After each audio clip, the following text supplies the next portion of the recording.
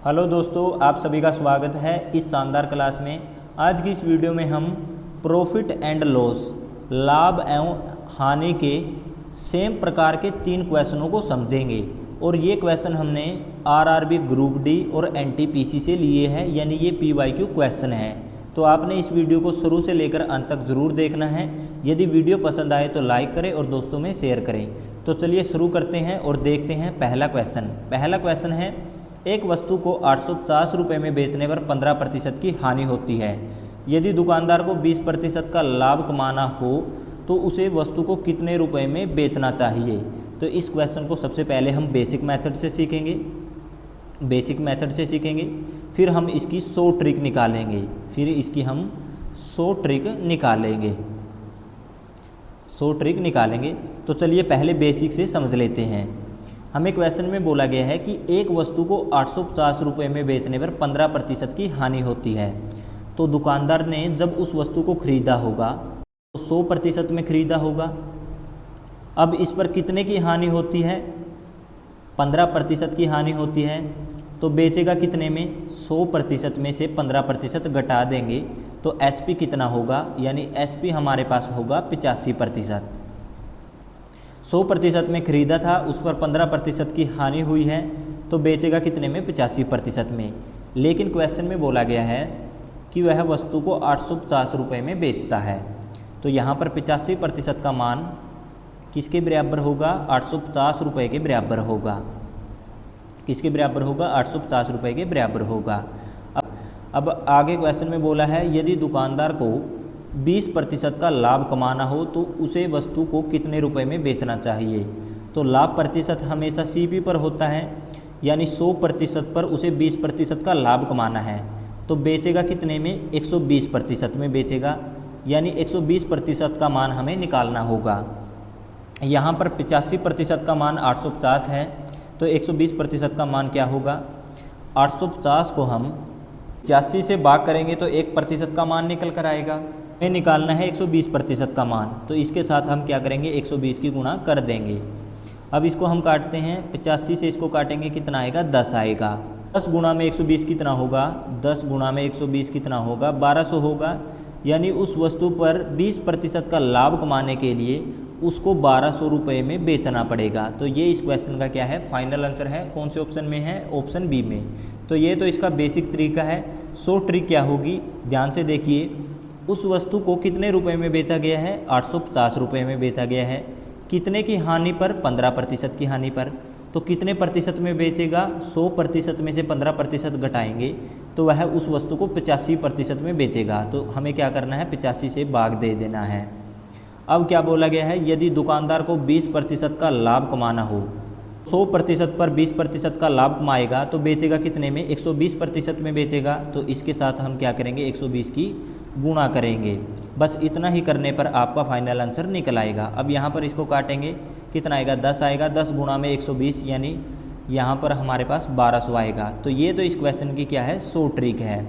तो प्यारे बच्चों, आप ध्यान से देखो, बेसिक तरीके में इस लाइन का यूज हमने 100 ट्रिक में किया है। तो यहाँ से एक बात क्लियर होती है कि बेसिक तरीके से ही 100 ट्रिक निकलती है। तो ये आपने ध्यान से देख लेना है। और आप देख सकते हो कि ये क्वेश्चन आरआरबी ग्रुप डी में पूछा गया है। तो मैं उम्मीद करता हूँ कि ये क्वेश्चन आपको अच्छी तरह से समझ में आ गया होगा। और अगले 2 क्वेश्चन हम 100 ट्रिक से सीधे हल करेंगे। तो चलिए देखते हैं। अगला क्वेश्चन है, एक वस्तु को 1020 रुपये में बेचने पर 15% की हानि होती है। यदि उसे 10% का लाभ कमाना हो तो उसे कितने रुपए में बेचना होगा। ये प्रश्न भी आप देख सकते हो आरआरबी एनटीपीसी में पूछा गया है। तो इस क्वेश्चन में भी हम वही ट्रिक लगाएंगे जो पहले क्वेश्चन में लगाई है। वस्तु को कितने रुपए में बेचा गया है? 1020 रुपये में बेचा गया है। कितने की हानि पर बेचा गया है? 15% की हानि पर बेचा गया है। तो उसने वस्तु 100% में खरीदी होगी। जब इस पर 15% की हानि होगी तो बेचेगा कितने में? 85% में बेचेगा। तो हमें क्या करना है? इसको 85 से भाग कर देनी है। अब आगे क्वेश्चन में बोला है, यदि उसे 10% का लाभ कमाना हो तो उसे कितने रुपए में बेचना होगा। 100% पर उसे 10% का लाभ कमाना है, तो हम क्या करेंगे? 10% को जोड़ देंगे। जोड़ने पर कितना आएगा, 110% आएगा।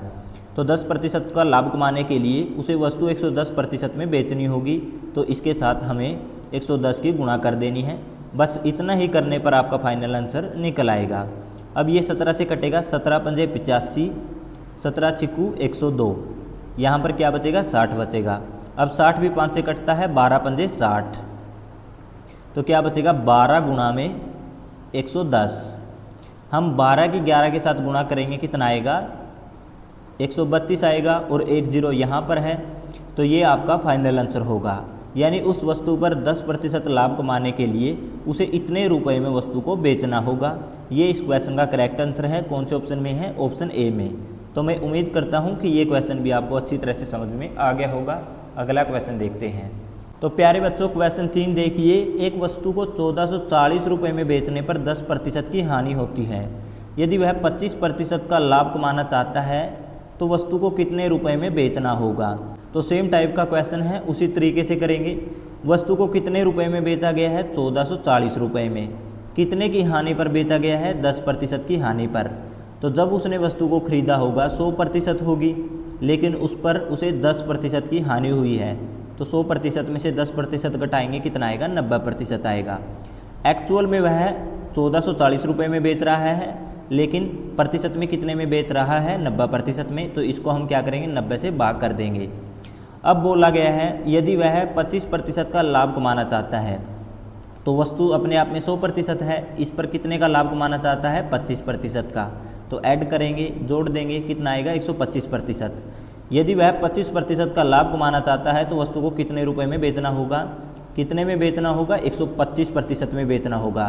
तो आपको इनके साथ 125 की गुणा कर देनी है। इतने करने पर आपका फाइनल आंसर निकल आएगा। अब यहाँ से 0 से 0 कटेगी, 9 को इस 144 को काटेंगे, कितना आएगा, 16 आएगा।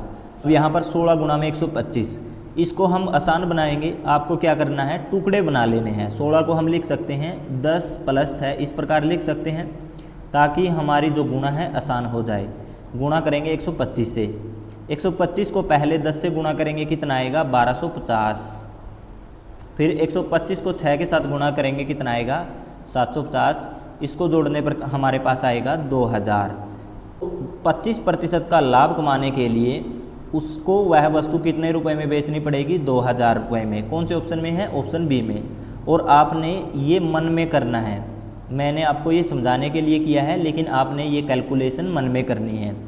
और ये क्वेश्चन आप देख सकते हो आरआरबी ग्रुप डी में पूछा गया है।